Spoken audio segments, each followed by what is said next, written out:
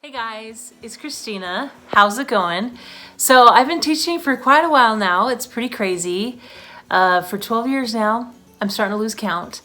But I can see that it's very easy for teachers to feel burned out. We have a lot of stuff we have to do, a lot of expectations for things. And so I just wanted to share a few tips on ways that we can avoid feeling burned out. First thing, I think it's very important for us to have a balance in our lives. I think it's important for us to spend time at school getting things done, but not so much time that it's overrunning our personal lives. I feel like it's important for us to set a time that we should be leaving every day so we're not staying and just overdoing it.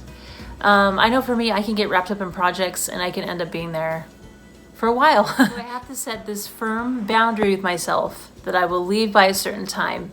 And I think that's important for us to do as teachers. I think it's important for us to think too, like, do we want to go in on weekends? I think we need to just set limits for ourselves so we're not overdoing it. I think it's easy just to get caught up in things. We have so much to do. So hopefully we're setting those boundaries for ourselves. Another thing, we don't have to say yes to everything at school. We don't have to say yes to every after-school activity, every training opportunity that's available. I think it's important for us to pick and choose what we think is the most important and to be selective. Many times I've seen some teachers that have felt very burned out and very tired and stressed just because they're maybe taking on too much. So I think it's important to be selective, and of course I try to do some after school things and some trainings, but not too much to the point where I'm feeling burned out. So I think it's also really important for us to pay attention to how we're feeling. I know for me, if I'm feeling really stressed out or I'm starting to feel like little things are starting to agitate me more, then that's a sign to me that I need to slow down. Maybe I need to leave work a little bit earlier. I mean, like the time we can leave, of course.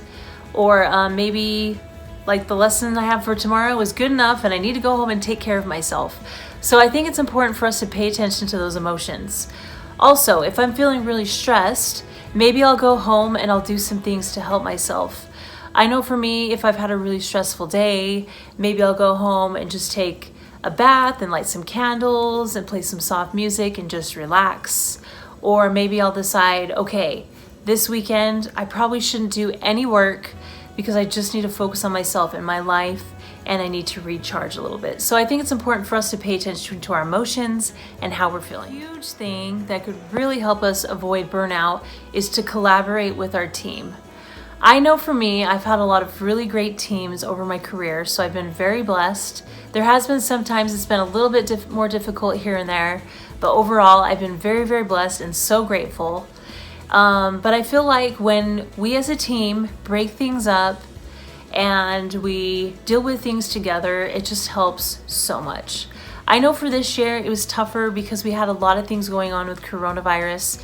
We also had some teachers ill and that sort of thing.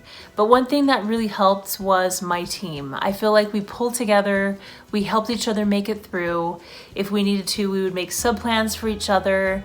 But I think that's something that was so huge and helped all of us to be able to deal with all the things we had to work through this year. Another thing that really helps me to avoid that burnout is to treat every day like a new day and every year like a new year. So sometimes I'll do little things like change out the decor, change out the books I have out, or I'll try to change the layout.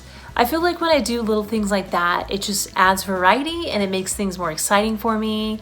But I feel like if everything's the same every single day, I feel like it just kind of gets, I don't know, boring and just not as fun. And so that's something that really helps me, is just changing something up in some way. Another big thing I think we can also do to avoid that burnout is to have fun.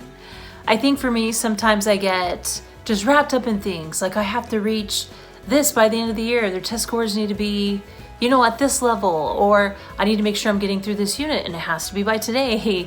There's like all these like deadlines and different things, which of course are important, but I think sometimes it's important to just have fun, to laugh, maybe to get into things a little bit. Like I know for me, I like to really get into my read alouds and I like to have fun with it, or I like to like crack jokes here and there, even if they're cheesy, or I'll play like a really goofy song at the start of a lesson. To me, that really helps, and it makes it more fun, and it helps you just blow off steam. So those are just a few simple ways that you can avoid burnout. Of course, there's some other things as well. So if anybody has an idea of something you like to do, please comment down below. And if you like this video, please give it a thumbs up. Please subscribe, and thank you so much for watching.